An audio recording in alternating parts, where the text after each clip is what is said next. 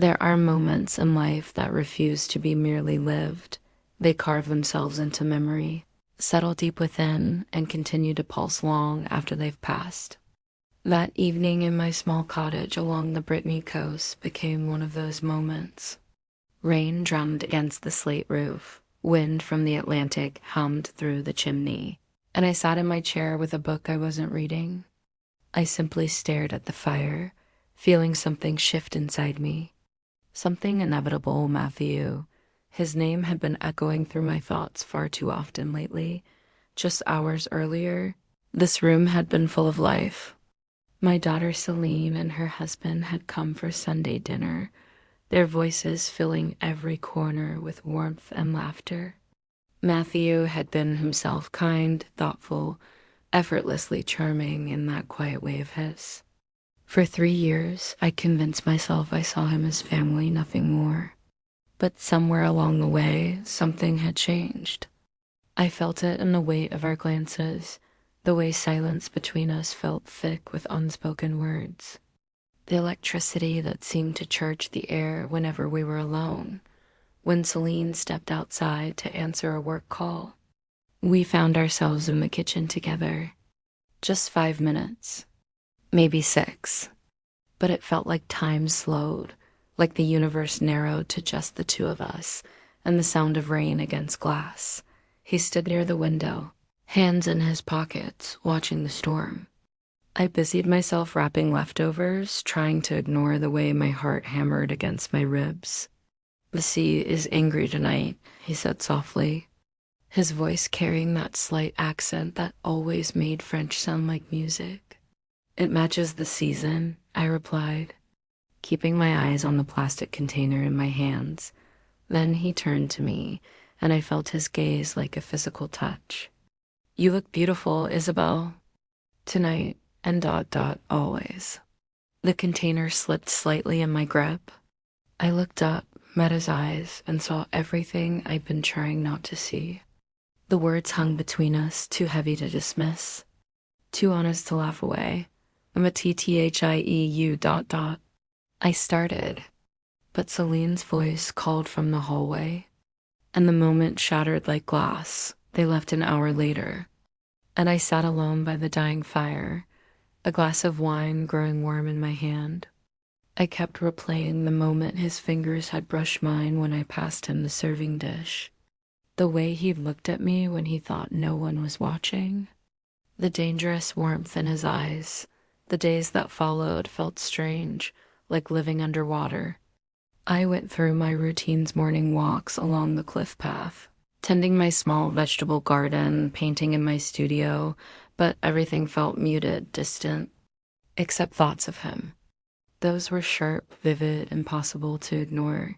He started appearing more frequently, dropping off fresh bread from the bakery in town, fixing the loose shutter on my bedroom window, helping me carry groceries when he happened to see me at the market. His reasons were always innocent. His presence never was. One afternoon, I was in the garden, pulling weeds from around the tomato plants, when I heard his car on the gravel drive. My stomach flipped. I stood, brushing dirt from my knees, and watched him approach with that easy stride, a small package in his hands. "I found these at the antique shop in Quimper," he said, holding out a pair of old garden shears, the handles worn smooth with age. "The owner said they're from the 1920s. I thought you'd appreciate them." I took them carefully, touched by the thoughtfulness. He'd remembered a conversation we'd had months ago about vintage tools. "Matthew, this is too much. You're too good to me." Something flickered across his face, pleasure mixed with pain. "It's never too much. Not for you." We stood there in the garden, late afternoon sun slanting golden through the apple trees, and I felt that pull again, that dangerous gravity between us. "Come inside," I heard myself say. "I've just made iced tea." We sat at my kitchen table, the one my grandmother had used for 50 years, and pretended we were just two people having an ordinary conversation. But every accidental touch of hands, every lingering look, betrayed us. The air felt charged, like before a storm. "You seem different lately," he said finally, his dark eyes searching mine. "Lighter, maybe. Or perhaps double quotes. Perhaps what? Perhaps not," he finished quietly. "Perhaps carrying something you won't share." My throat tightened. "I'm fine, Matthew." He reached across the table, his fingers grazing the back of my hand.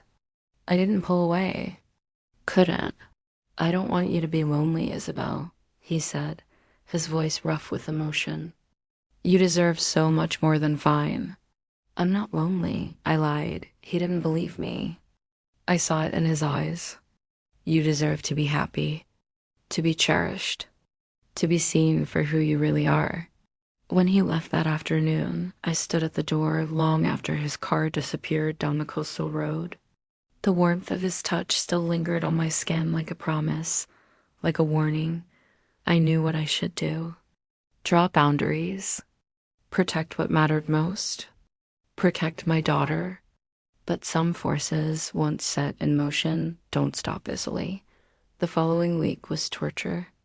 I threw myself into painting wild, abstract pieces full of blues and grays and turbulent movement. I walked the cliffs for hours, letting the wind tear at my hair. I called old friends, visited the village church, did everything I could to drown out the noise in my head, but he stayed there, constant and undeniable. Then one night, as I sat in my studio watching the lighthouse beam sweep across the dark water, my phone buzzed. His name illuminated the screen, and my heart stopped. I stared at it for 3 rings before I answered. "Isabel," he said, and just hearing him say my name made my eyes close. "I was thinking about you."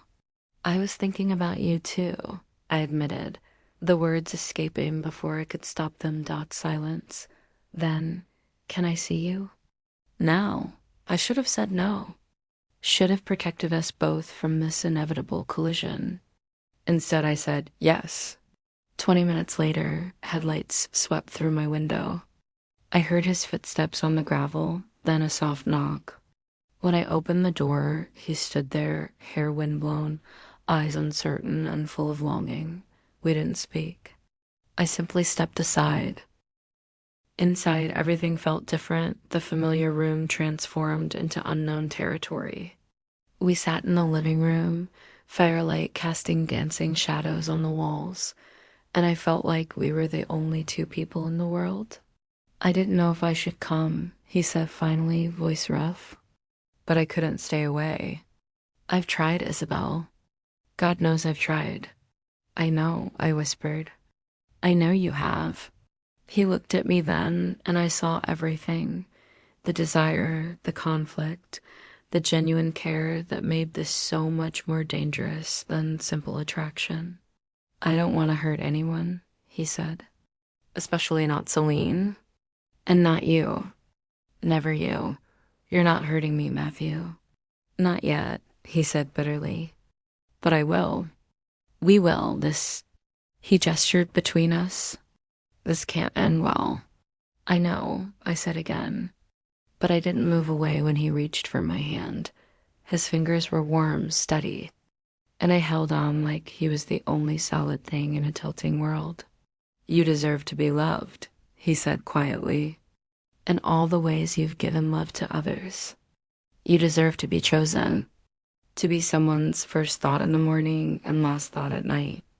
You deserve everything." Tears pricked my eyes. "Matthew, let me say this," he interrupted gently. "Please, I've needed to say this for so long." He took a shaky breath. "You are remarkable, Isabel. Your strength, your kindness, the way you see beauty in everything, the way you've rebuilt your life after your husband passed, the way you love Celine so fiercely. I see all of it. I see you, and that's what undid me. Not desire, not forbidden attraction, but this being truly seen after years of feeling invisible." "I don't know what this means," I said, voice breaking, "or where it goes." "Neither do I," he answered. "But I know I don't want to walk away. Not anymore. I've been walking away from how I feel every time I see you, and I can't do it anymore. We sat like that, hands intertwined, not rushing toward anything, just existing in the moment. The fire crackled. The wind howled outside. The lighthouse beam swept past the windows in its eternal rhythm. Then he stood, pulling me up with him. I thought he might kiss me, and part of me desperately wanted him to. But he didn't. Instead, he wrapped his arms around me, pulling me close against his chest, his chin resting on top of my head. Just holding me, just being there. I felt his heartbeat, strong and steady, felt the rise and fall of his breathing. And for the first time in years, I felt safe, seen, chosen. After a long while, he pulled back, his hands framing my face with unbearable gentleness. "I should go," he said softly. "Not because I want to, but because you deserve time to think. To be sure, we deserve to do this right or not at all."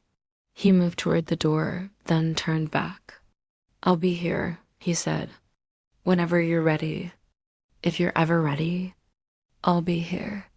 And then he was gone. I stood alone in my cottage, listening to his car fade into the distance, heart aching and full at the same time. Outside, the storm was passing, clouds breaking apart to reveal glimpses of stars. The lighthouse continued its patient sweep across the dark water, steady and sure. I didn't know what tomorrow would bring.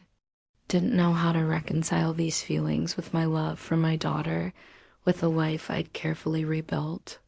But I knew something fundamental had shifted. Whatever this was between us impossible, complicated, achingly real, it had already begun. Not in passion or recklessness, but in something quieter and more profound. In being seen. In being chosen. In choosing Dot and in that quiet harbor of truth, I finally allowed myself to feel everything I'd been holding back. The loneliness I denied. The hunger for connection. The possibility that maybe, just maybe, life still had more chapters to write. The fire burned low. The sea whispered beyond the cliffs. And I sat in the darkness, holding the memory of his arms around me, knowing that whatever came next, I would face it honestly, Dot, because some moments don't just happen to you. They change you, and there's no going back to who you were before.